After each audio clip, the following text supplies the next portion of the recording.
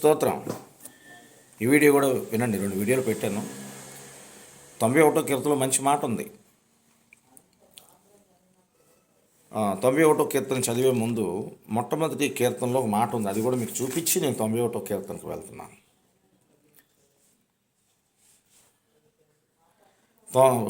కీర్తన 91వ కీర్తనలోకి వెళ్ళే ముందు మొట్టమొదటి కీర్తన 5వ వచనం చూద్దాం. కాబట్టి న్యాయ విమర్శలో దుష్టులను, నీతిమంతుల సభలలో పాపులు నిలవరు. అది నీతిమంతుల సభ ఎక్కడ ఉంటుందంటే పరలోక రాజ్యం. అక్కడ పాపులు ఉండరు, నరకానికి వెళ్తారు. అయితే పాపుల్ని నీతిమంతులు చూస్తారంట.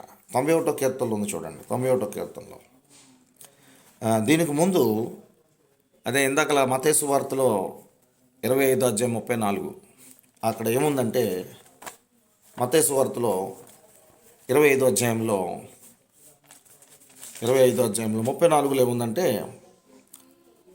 అప్పుడు రాజు తన కుడివైపున ఉన్నవారిని చూచి, నా తండ్రి చేత ఆశీర్వదించబడిన వారులారా రండి, లోకము పుట్టిద్ది మొదలుకొని మీ కొరకు సిద్ధపరిచిన రాజ్యమును స్వతంత్రించుకొనండి అన్నాడు. నీతిమంతులు పరలోక రాజ్యానికి వెళతారంట, తండ్రి చిత్త ప్రకారం నడిచేవారు. వారు కనులారా చూస్తారంట భక్తిహీనుల్ని చూస్తారా.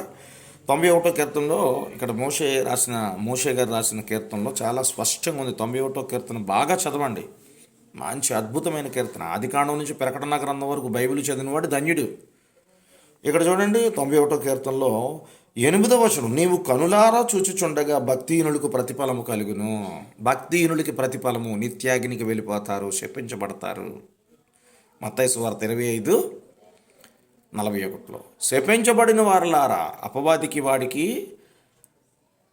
ఉంచబడిన నిత్యాగ్నికి వెళ్ళిపోండి అని ఒక మాట ఉంది. అక్కడ చూద్దాం చూడండి. అక్కడ ఆ మాట కూడా మీకు చదివి వినిపిస్తా.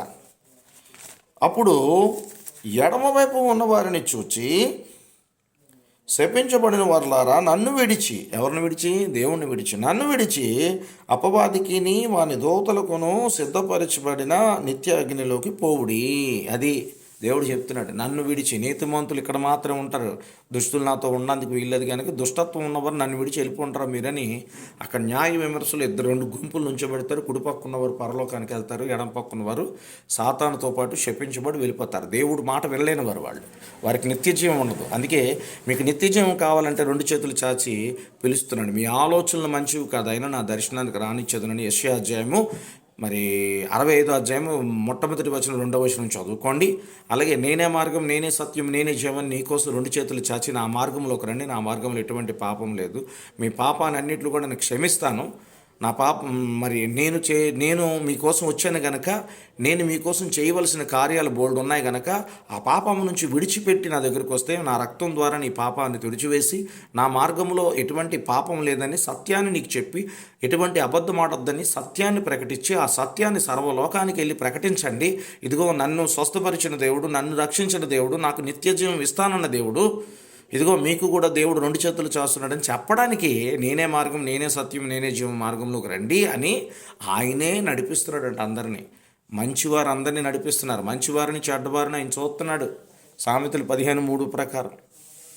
దయచేసి నిత్య జీవం నీకు కావాలి అనుకుంటే దేవుడు మాట వినండి. God bless you all. Praise the lord.